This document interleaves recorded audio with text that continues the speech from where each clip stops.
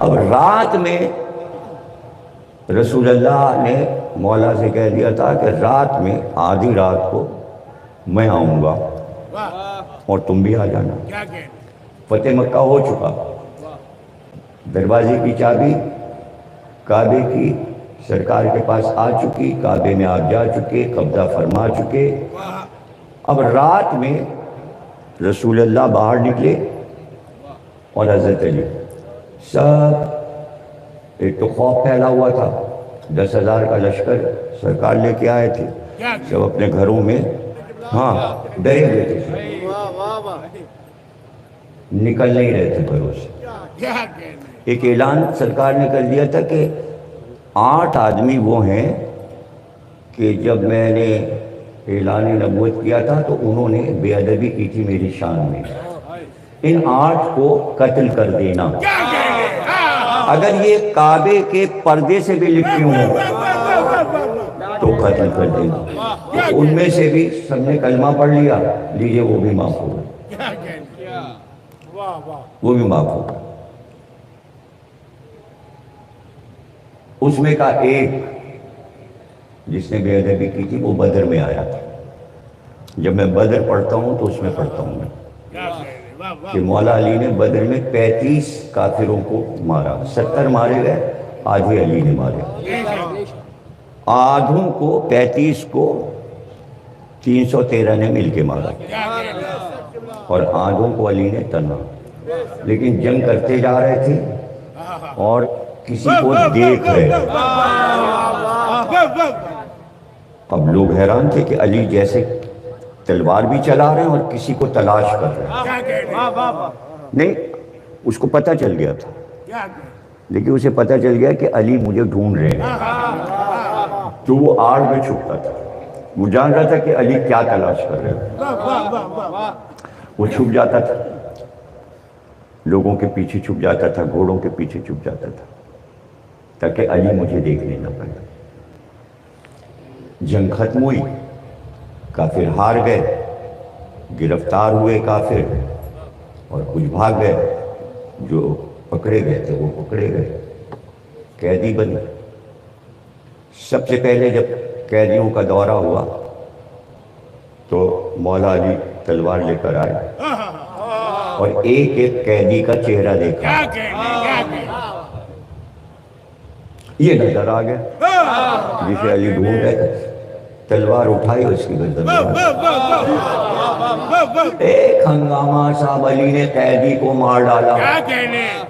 رسول اللہ کے شکایت کرنے تو فوراً پہنچتے تھے، علی کی شکایت جلدی سے رسول اللہ کو کر دی، اگر کچھ مسئلہ نہیں سمجھ میں آیا شکایت کر دی، اور ہمیشہ رسول اللہ کہتے تھے توبہ کرو، توبہ کرو۔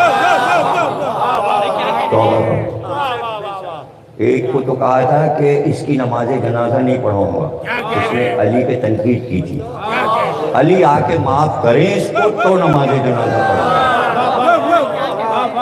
گا۔ ایسے واقعات بھرے پڑے ہوئے کہ علی کا احترام کرنا رسول اللہ نے سکھایا اور علی نے رسول کا احترام کرنا سکھایا،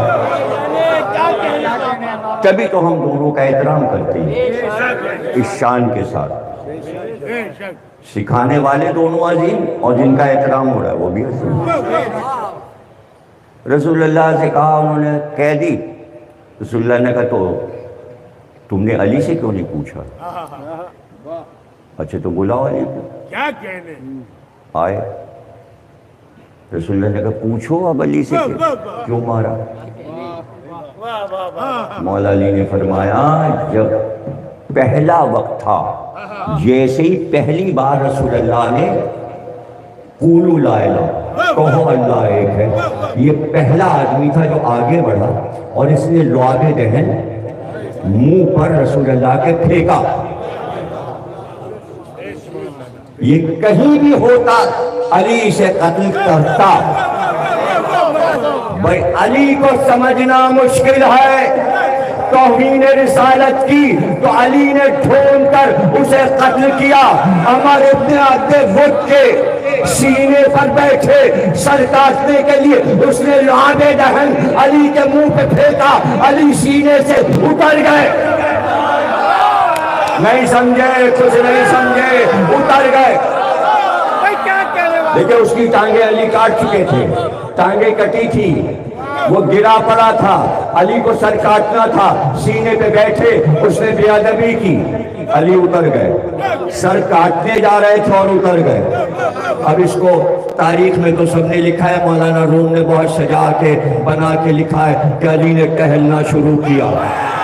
جب ٹہلتے تو وہ کروٹ لے کر کہتا، اے شہبازوں کے شہباز، اے بہادروں کے بہادر، اے سورماؤں کے سورما، ارے تو نے مجھے اس مصیبت میں کیوں زندہ رکھا؟ ارے جلدی میرا کام تمام کر، ٹانگیں کٹ گئی، اب میری زندگی بیکار ہے۔ ارے سر کاٹتے کاٹتے تو نے میرا سر نہیں کاٹا، کیوں نہیں سر کاٹ رہا؟ تو علی نے پلٹ کر کہا، اس لیے سر نہیں کاٹ رہا کہ تو نے میری شان میں بے ادبی کی، یہ میرا ذاتی معاملہ ہے، میں کافروں کے سر اللہ کے لیے کاٹتا ہوں، اگر میں غصے میں کاٹتا تو میرا ذاتی غصہ شامل ہو جاتا، جب غصہ ختم ہوگا تو ابھی تیرا سر کاٹ۔ تو جو علی اپنے معاملے میں اتنی احتیاط کرے، توہین رسالت میں نظر پڑی اور سر اڑا دیا۔ بے ادبی دونوں کی برابر تھی، وہ سمجھ رہے ہیں۔